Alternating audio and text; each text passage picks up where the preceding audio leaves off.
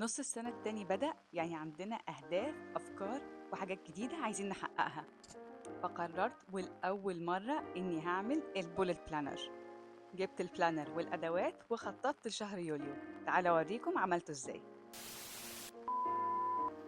أهلا and welcome back to my YouTube channel. أنا مريم وده فلوج رقم 11. أهلا، إزيكم يا جماعة؟ عاملين إيه؟ يا رب تكونوا كلكم بخير.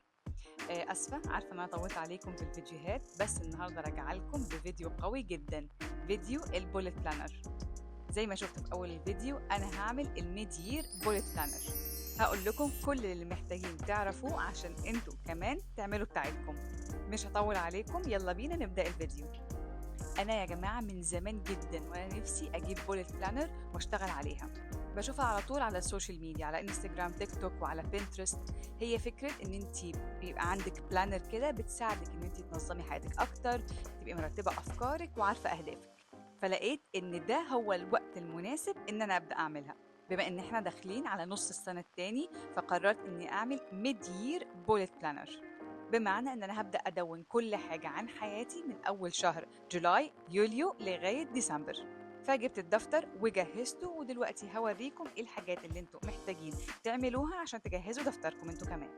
وهنبدأ أول حاجة بإيه الماتيريالز اللي محتاجينها.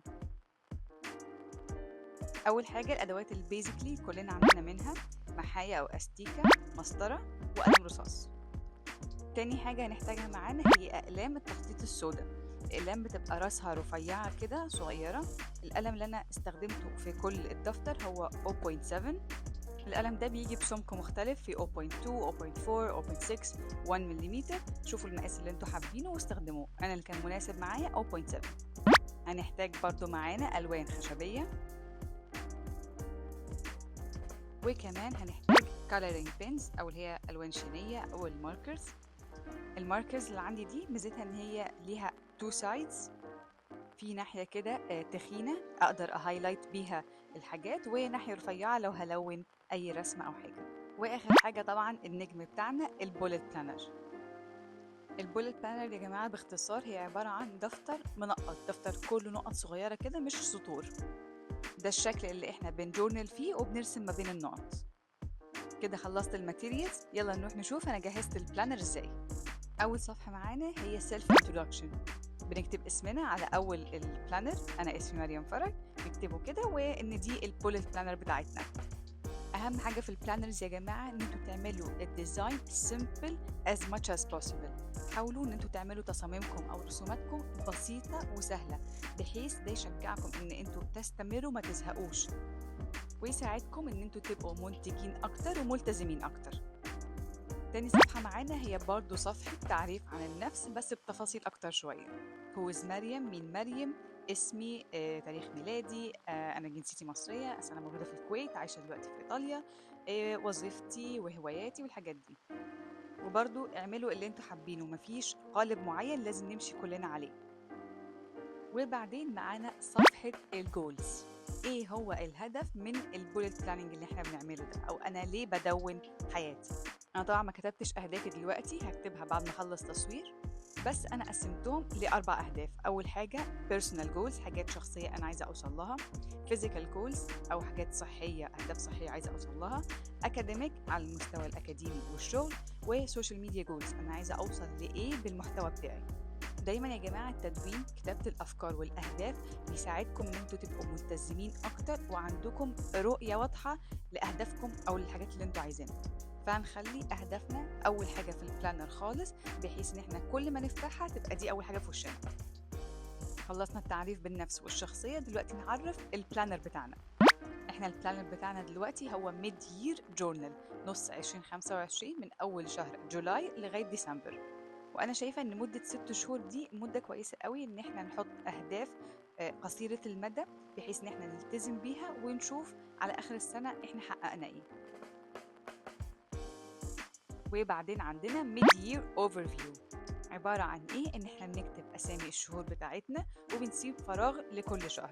آخر كل شهر لما بنخلص هنيجي للصفحة دي ونكتب أو نوصف الشهر بتاعنا كان عامل إزاي، سهل، صعب، ممتع، كان فيه أحداث مهمة، وهكذا. وكل شهر انا هلونه بلون الثيم بتاعه. يعني زي ما انتم شايفين جولاي انا لونته بالازرق، هتشوفوا ان الازرق لون من الوان ثيم جولاي، وهكذا، بحيث ان احنا لما نوصل على اخر السنه نيجي ونقلب الصفحه كده هنشوف الميد يير جورنال بتاع 2025، نص السنه بتاع 25 كان عامل ازاي ان جنرال. نبدا بسم الله. اول شهر معانا شهر يوليو، وبما ان احنا في بدايه الصيف فانا قررت ان ثيم شهر يوليو هيبقى ثيم البحر. كتبت على الشمال اهو الثيم والالوان اللي هستخدمها، ازرق اخضر واورنج. اول صفحه في الشهر بتبقى عباره عن اسم الشهر زائد رسومات بسيطه بتعبر عن الثيم بتاعه. انا طبعا قبل ما ابدا بروح دايما على بنترست واقعد اتفرج على انسبوس كتيره قوي، وبعدين اقرر انا والله عايزه ايه للشهر ده. وافتكروا دايما اختاروا الديزاين البسيط والسهل اللي هيخليكم تستمروا وما تزهقوش. زي ما قلت لكم اول صفحه مش هعمل فيها حاجه غير اني اكتب اسم الشهر، انا كاتبه الشهر بالعربي جولاي بالانجلش، وهرسم رسومات بسيطه بتعبر عن الثيم. وقررت اني كل شهر هختار حكمه او مقوله. فالشهر ده استمتعي، فالرحله اجمل ما فيها هو الطريق وليس الوصول، وده بمناسبه اني هبدا الجورنالينج لاول مره. تاني صفحه بقى معانا هي كالندر الشهر. زي ما انتم شايفين انا عامله 31 مربع على عدد ايام شهر 7.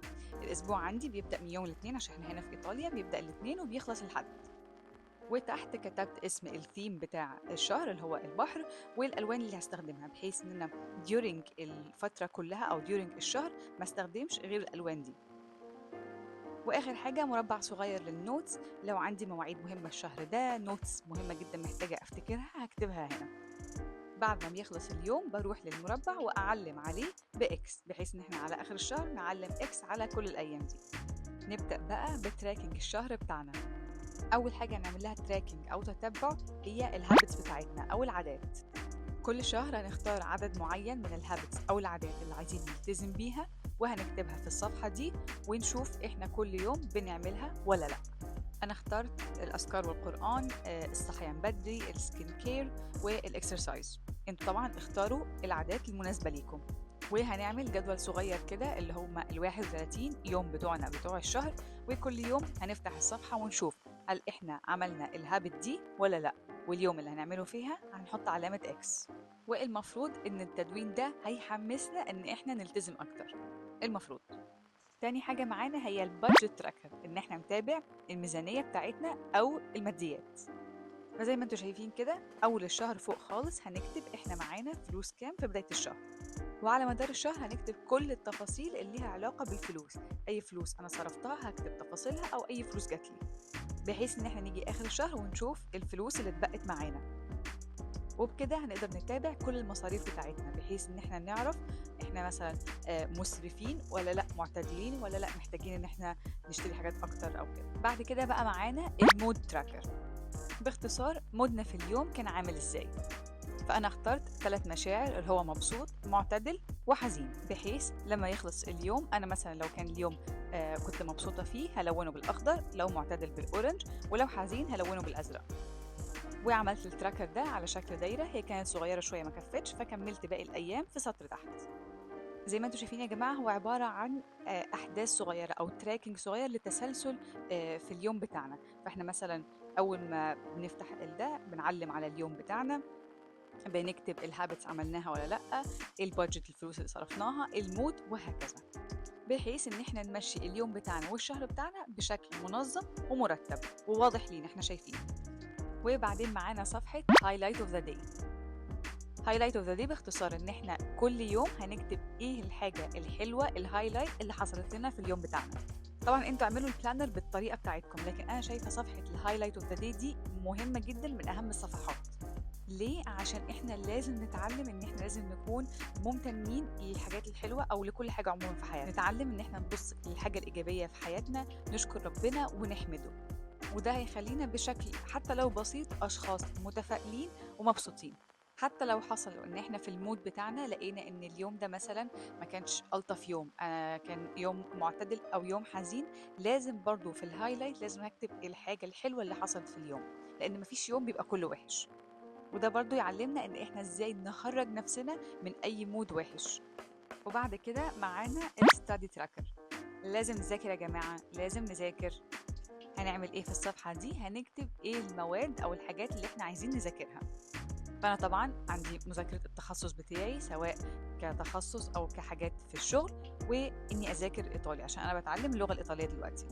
هنكتب ايه؟ التاريخ وعنوان الشابتر او الجزء اللي احنا ذاكرناه، بحيث على اخر الشهر نعرف احنا ذاكرنا ايه وفاضل لنا ايه. طبعا انا كنت لسه واخده بالي حالا ان انا ما كنتش ملونه الحاجات دي بالالوان الخشبيه، فلونتها على طول مش مشكله. المهم الصفحه اللي بعدها doodle of the day، باختصار للناس اللي بتحب الرسم ان احنا كل يوم هنرسم حاجه بسيطه جوه المربع ده، بحيث ان احنا نيجي على اخر الشهر المربع ده يكون مليان. ده هيساعدنا ان احنا نمشي ايدينا في الرسم ونطلع افكار حلوه. وبعدين best of anything، باختصار احلى حاجه احنا عملناها او سمعناها. باختصار لو بودكاست حلو سمعته، اغنيه، اكتيفيتي معينه عملتها، بروجكت، فيلم او مسلسل شفته، او حتى اكله حلوه اكلتها. ولو انتم صناع محتوى وبتوع سوشيال ميديا زيي، فانا برضه عملت سوشيال ميديا تراكر. اول كل شهر هكتب عدد المتابعين عندي في كل منصه. يا جماعه لو مش عاملين لي فولو على انستجرام، على تيك توك، بليز روحوا اعملوا لي فولو، ولو مش عاملين سبسكرايب على اليوتيوب انزلوا اعملوا سبسكرايب حالا. ايه بقى الحاجات اللي انا عايزه اعمل لها تراكنج في السوشيال ميديا؟ اول حاجه البوستنج، ايه الايام اللي انا ببوست فيها. الايديتنج، ان انا ابدا اجهز الفيديوهات واظبطها تبقى جاهزه. الفيديو ميكنج زي اللي انا بعمله دلوقتي، لو كنا في شهر 7 كنت هكتب ان انا النهارده صورت. الكرافتنج او اللي هو الكروشيه بالنسبه لي، الدروينج اني ارسم، ورايتنج ايدياز اني اكتب افكار الحاجات اللي انا عايزه اعملها من كروشيه، من رسم، من فيديوهات، وهكذا، بحيث ان احنا نيجي على اول اغسطس نشوف عدد المتابعين زاد ولا لا، ونعرف مين البلاتفورم اللي محتاج ان انا اشتغل عليه اكتر. واخر حاجه معانا في الشهر هي الدايري او المدونه. انا عاملاها ان هي تبقى مدونه او دايري صغيره جدا، بحيث اني اختصر اليوم في سطر واحد عشان الدفتر يكفي معايا بس، وعشان كمان الموضوع يبقى سهل ومبقاش ممل ان انا احتاج اني اكتب اليوم كله بتفاصيله. خلاص احنا اوريدي عملنا كل التراكنج لليوم، ففاضل ان احنا نكتب حاجه بسيطه. هنكتب فين؟ هنكتب ما بين النقط، فوق النقط وتحتها وبس. زي ما انتوا شفتوا يا جماعه، ده الشهر بتاعنا مكون من 12 صفحه. طبعا عشان دي اول مره بالنسبه لي، فانا قررت ان هي تبقى 12. ممكن الشهر الجاي يبقوا اكتر، ممكن يبقوا اقل، على حسب. باك اب سريع للشهر. اول حاجه اسم الشهر والحكمه، الكالندر والنوتس بتاعتنا والثيم، بعدين الهابت تراكر بتاعنا، والبادجت تراكر، اي حاجه ليها علاقه بالماديات. وراهم هنعمل المود تراكر، مودنا ب3 مشاعر، انتوا عايزين تعملوا اكتر براحتكم. وبعدين الهايلايتس، الحاجات اللي منوره اليوم بتاعنا. الستادي تراكر، المذاكره. وبعدين دودل اوف ذا داي، رسمه اليوم. وبعدين عندنا best of anything، احلى حاجه من كل حاجه. السوشيال ميديا تراكر لو عندنا سوشيال ميديا بلاتفورمز. واخر حاجه معانا الدايريز او المدونه، هنختصر اليوم كله في سطر واحد بس. يا جماعه ده كان الميد يير جورنال بتاعنا، زي ما شفتوا as simple as possible. نعمله بسيط عشان يبقى سهل علينا ان احنا نكمل ونستمر ونكون متحمسين. وهكذا هنكمل في الدفتر بعد ما نخلص ان شاء الله جولاي، هنبدا بقى صفحه جديده ونبدا اغسطس.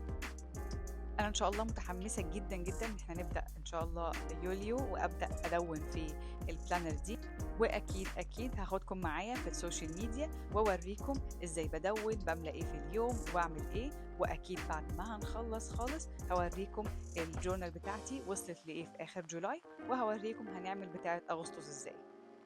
بس انا كده خلصت البوليت بلانر بتاعتي، دلوقتي دوركم انتوا ان انتوا تعملوا بتاعتكم. متحمسة أشوف أفكاركم وإبداعاتكم. ما تنسوش لو بدأتم البوليت بلانر بتاعتكم يا ريت تبعتولي، ولو أنتوا أصلا خبرة في البوليت بلانر يا ريت تبعتولي البلانرز بتاعتكم عشان آخد انسبو منكم. بس كده، ما تنسوش في الآخر تكتبوا لي رأيكم في الكومنتس تحت عن الفيديو وعن البلانر بتاعتي.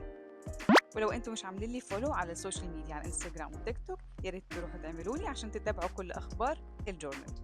وما تنسوش لو مش مشتركين على القناة تشتركوا على القناة، تعملوا لايك للفيديو وتفعلوا زر الجرس.